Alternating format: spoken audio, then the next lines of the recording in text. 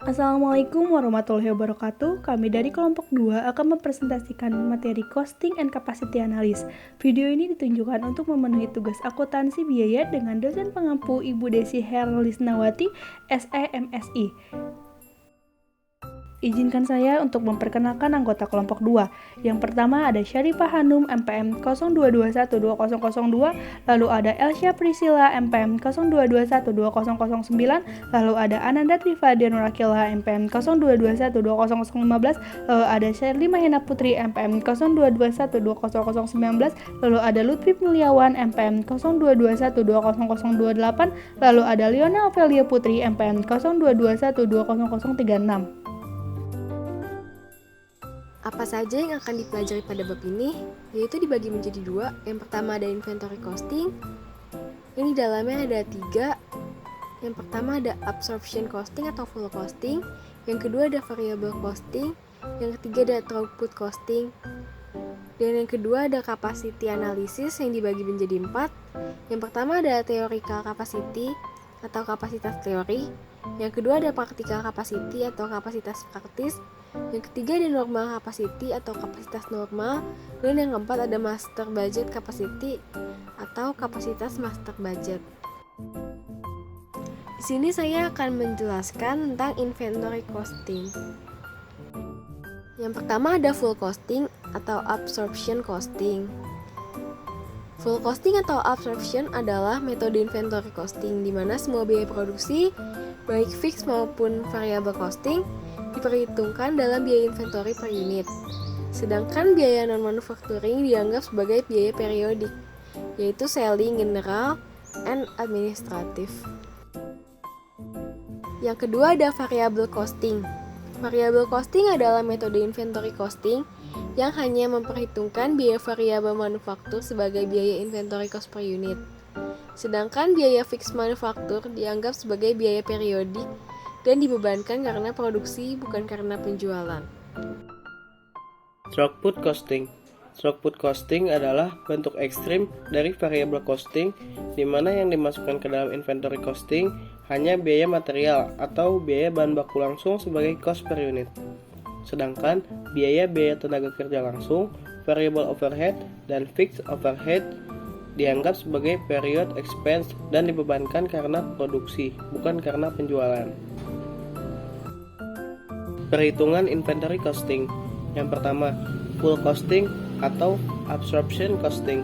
Full costing atau absorption costing sama dengan bahan baku langsung ditambah tenaga kerja langsung ditambah variable overhead ditambah fixed overhead.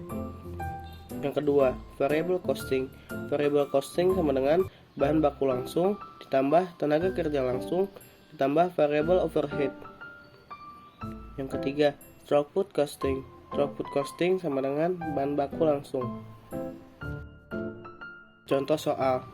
Persediaan awal 0, produksi 8.000, penjualan 6.000, persediaan akhir 2.000, harga penjualan $1.000, biaya produksi per unit, biaya bahan baku langsung per unit $110, biaya tenaga kerja langsung per unit 40, variable overhead 50, total biaya produksi per unit $200, biaya pemasaran variabel per unit yang terjual $185, biaya tetap produksi $1.080.000, biaya tetap pemasaran $1.380.000. Dari tabel di atas, hitunglah biaya per unit menggunakan 3 metode inventory costing dan buatlah laporan laba ruginya.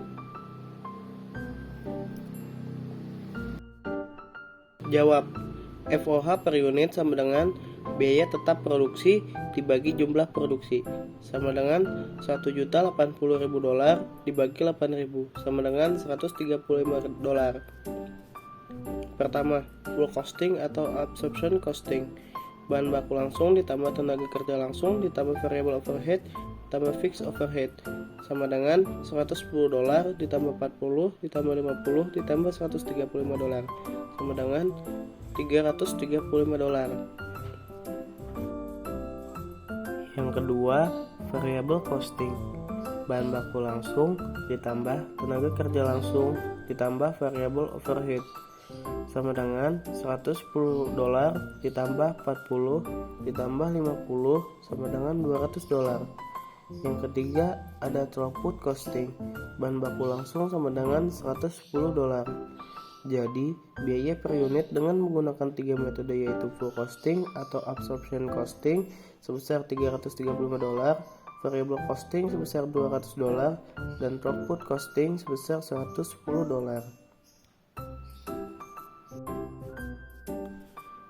Laporan laba rugi untuk metode full costing atau absorption costing. Penjualannya sebesar $6 juta. Harga pokok penjualan. Persediaan awalnya sebesar 0. Total biaya produksinya sebesar $2.600.000. Persediaan akhirnya sebesar $670.000. Harga pokok penjualannya sebesar $2.010.000. Laba kotornya sebesar $3.990.000. Biaya pemasaran variabel sebesar $1.110.000. Biaya pemasaran tetapnya sebesar $1.380.000. Laba bersihnya sebesar $1.500.000. Laporan laba rugi untuk metode variable costing. Penjualannya sebesar $6 juta. Harga pokok penjualan variabel. Persediaan awalnya sebesar 0. Total biaya produksinya sebesar $1.600.000. Persediaan akhirnya sebesar $400.000. Harga pokok penjualan variabelnya sebesar $1.200.000. Biaya pemasaran variabelnya sebesar $1.110.000. Margin kontribusinya sebesar $3.690.000. Biaya produksi tetapnya sebesar $1.080.000. Biaya pemasaran tetapnya sebesar $1.380.000.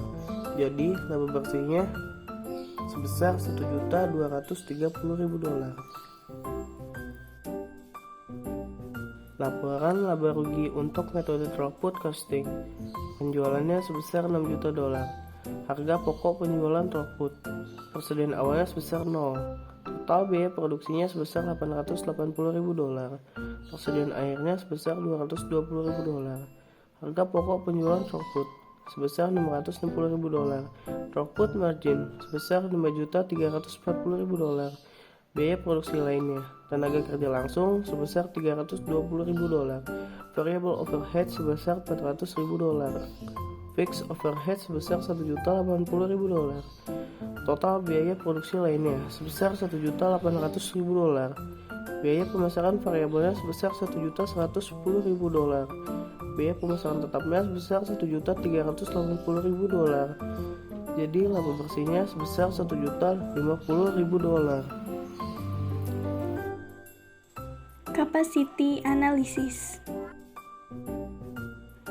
Theoretical capacity atau kapasitas teori.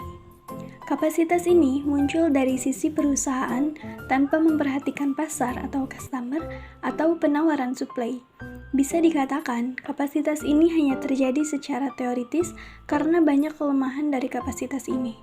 Kegiatan operasi berjalan dengan sempurna tanpa ada interupsi produksi, perbaikan mesin, dan gangguan serta faktor lainnya. Namun, kapasitas ini tidak dapat dilaksanakan karena mustahil secara praktiknya. Contoh soal, sebuah mesin dapat bekerja menghasilkan 30 ton dalam 1 jam. Maka, kapasitas teoritis akan menghitung kapasitas tahun dengan cara mengalihkan 24 jam dalam sehari dan 365 hari dalam setahun. Jawab, kapasitas teori sama dengan 30 ton dikali 24 jam dikali 365 hari sama dengan 262.800 ton dalam 1 tahun. Total kapasitas dalam setahun untuk perusahaan ini adalah sebanyak 262.800 ton, namun mustahil untuk dilaksanakan. Maka muncul kapasitas praktis.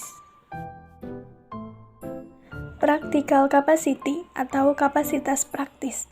Kapasitas yang masih melihat dari sisi perusahaan tanpa memperhatikan pasar atau customer atau penawaran supply. Dalam kapasitas inilah perusahaan mentoleransi adanya interupsi, adanya kemungkinan perbaikan, dan kejadian-kejadian yang menyebabkan gangguan. Sebuah mesin dapat bekerja menghasilkan 30 ton dalam 1 jam. Perusahaan tidak akan bekerja selama 24 jam penuh dikarenakan dapat menyebabkan mesin cepat usang, sehingga dilakukan istirahat selama 4 jam dengan alokasi jam istirahat bebas. Selama istirahat dapat dilakukan perbaikan jika diperlukan agar kondisi mesin tetap prima. Dan juga diperkirakan perusahaan tidak bekerja selama 7 hari dikarenakan peraturan perundang-undangan, sehingga hanya dapat bekerja maksimal 6 hari dalam 1 minggu, sehingga dapat dihitung total kapasitas dalam 1 tahun untuk perusahaan ini adalah sebanyak kapasitas praktis sama dengan 30 ton dikali 20 jam dikali 6 hari dikali 52 minggu sama dengan 187.200 ton dalam 1 tahun.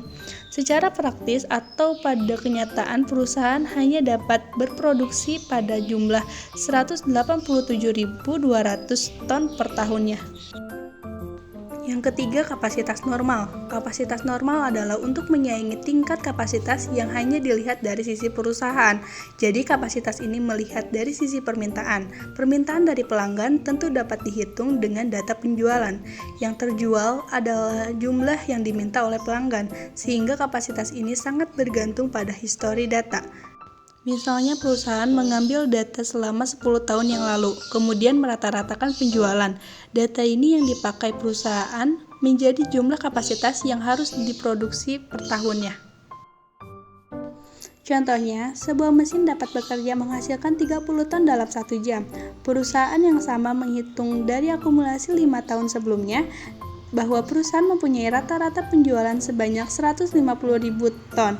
Diperkirakan perusahaan tidak bekerja dalam 7 hari dikarenakan peraturan perundang-undangan, sehingga hanya dapat bekerja maksimal 6 hari dalam 1 minggu. Maka dengan asumsi jumlah harian bekerja tetap, yang perlu dicari adalah jumlah jam yang dibutuhkan dalam sehari. Jawabannya, 150.000 ton sama dengan 30 ton dikali X jam dikali 6 hari dikali 52 minggu. 150.000 ton sama dengan 9.360 X jam. X sama dengan 16,03 jam dalam sehari. Jadi perusahaan cukup bekerja sebanyak 16,03 jam dalam sehari. Yang keempat, meter budget capacity, kapasitas master budget. Kapasitas master budget adalah kapasitas yang lebih komprehensif dalam kapasitas normal.